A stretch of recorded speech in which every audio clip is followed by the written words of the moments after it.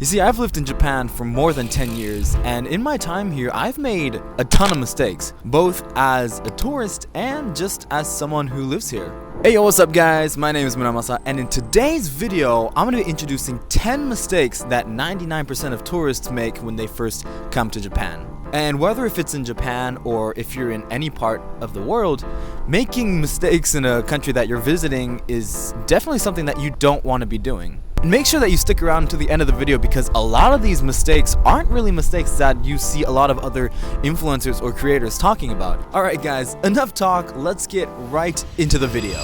Okay, so mistake one that I want to talk about is taking a train from the airport. So you just landed in Japan and you're ready to head to your hotel. But most people coming to Japan make a fatal mistake before they even leave the airport. And that mistake is taking a train to their hotel. Now you might be saying, how the fuck am I supposed to get to my hotel if I can't even get on a train? And that's where God's greatest creation joins the chat.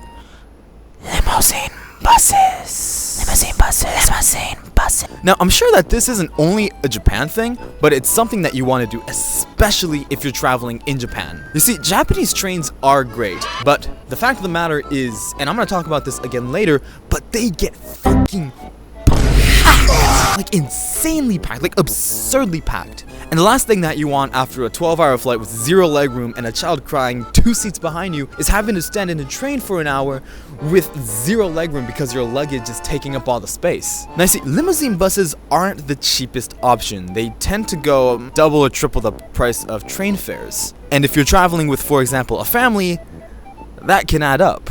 But for guaranteed seats and a lower chance of going insane, it is 100% worth it. The best part is, you can buy these tickets for the buses before you even leave your home. So it's really reassuring to get on a plane knowing that you're gonna have a nice relaxing bus ride to your hotel after you get off.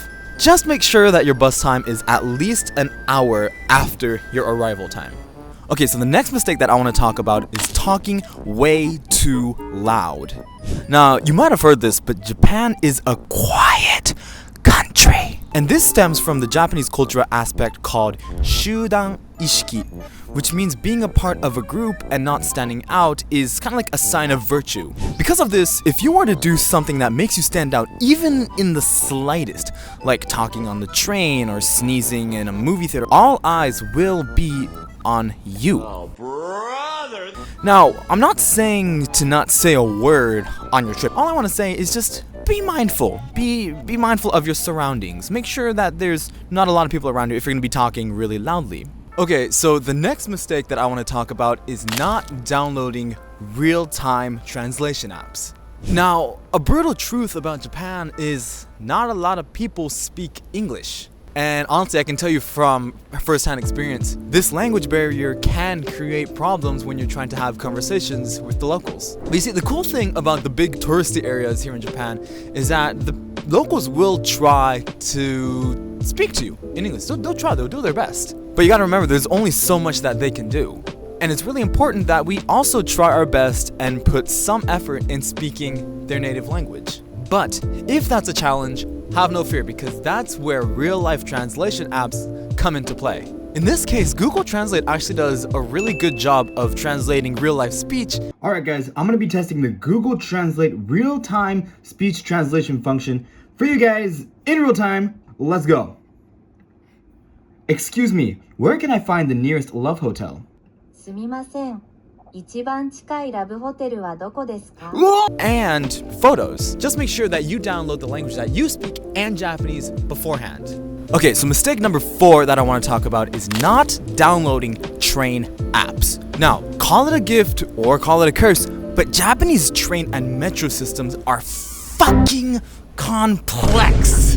There's a billion different ways to get to a certain place, and while this might seem convenient at first, it creates a large risk at getting lost. And one mistake that you do not want to make when you're in Tokyo is getting lost. And although in the stations in Japan there are announcements in English and there's signs in English and all that stuff, the amount of people and the rush and the adrenaline can sometimes be a little overwhelming. And you see, this is where God's second best creation comes into play: train apps.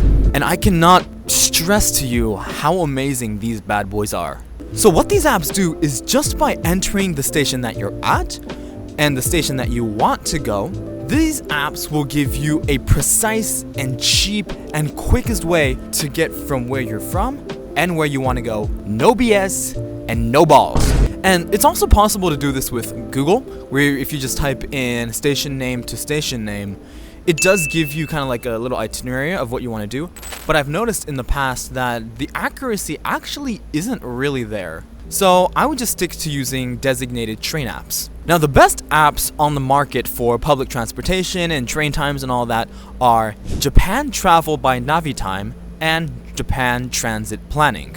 By simply getting one of these apps, you'll be saving potential time, potential money, and potential fights with the people that you're traveling with. Okay, so mistake number 5 that I want to talk about is underestimating the crowdedness here in Japan. Unless you're staying in a really rural part of Japan, it's more than safe to say that you'll be in an area in Japan that has a lot of people. And lines are something that you're gonna wanna have to be prepared for. And let me be honest with you, I didn't notice this until I actually moved to Tokyo, but Japan has a crazy line culture. Have you ever seen people wait in line for 45 minutes just to get a donut? Well, now you have. The worst part of this is that you can do all the planning that you want and you can get reservations for every single restaurant that you're gonna eat at. But let's be honest, besides that, there's really nothing that you can do. And even if you do plan your day down to the minute, the true essence of a plan is that a plan doesn't really go to plan. So in this aspect, what I would say is just honestly try to make a mental memo. Don't worry too much about it, and make sure to give your plans some breathing room just in case you have to get in line for something. But more on that later. Okay, so the 6th mistake that I want to talk about. Okay, so the 6th mistake that I want to talk about is standing on the wrong side of escalators. I'll be honest with you. Personally, I think that this next one is dumb as fuck. But the reality is that Japan has an escalator rule, which dictates which side of the escalator that you should be standing on. This is honestly a result of the overcrowdedness in stations and in the overcrowdedness out in town. But if you were to go to somewhere such as Shinjuku Station, you'd see like a long ass line on the platform with people just waiting to get on the escalator, with one side packed and another side fucking open. In Japan, it's the general rule of thumb that one side of the escalator is used to stand on, and the other side of the escalator is used for those who are in a hurry. And I mean, personally, okay, this rule is fine, it's okay. But the fact that people look at me like that I just fucking ate their newborn baby if I'm standing on the wrong side of the escalator is what really pushes my buttons. And the worst part is, this rule is regional! Okay, so for example, in the Kanto region, you have to stand on the left side of the escalator, not on the right. The right is used for those who are trying to go up, you're just trying to walk.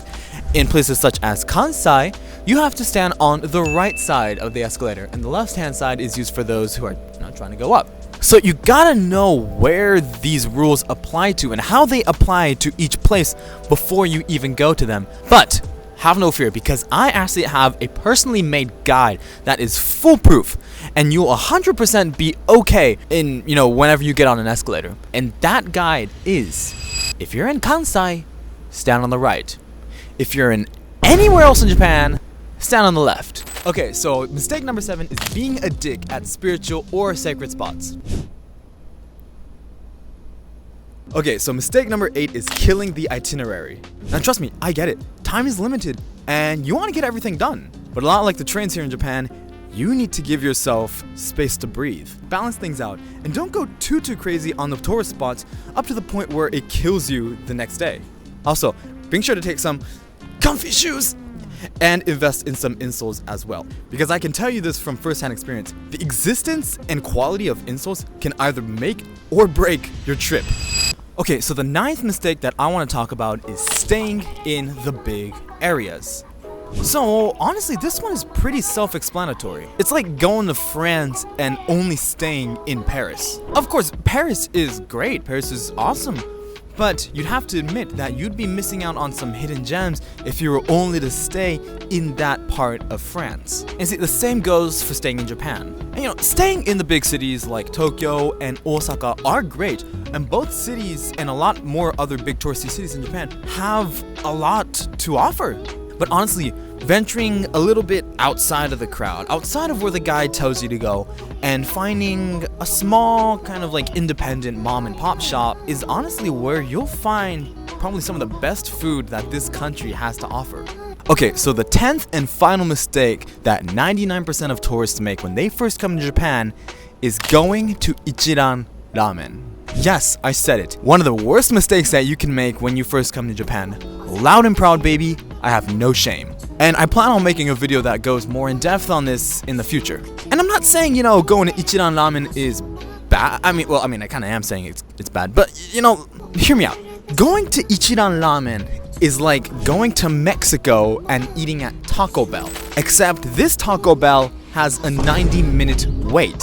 No, don't get me wrong. Ichiran Ramen isn't bad. It's okay. But there are a bunch of other ramen shops in Japan that you could go to and get your money's worth. I really recommend that you check out NamaJapan TV's guide on how to find the best ramen in Japan.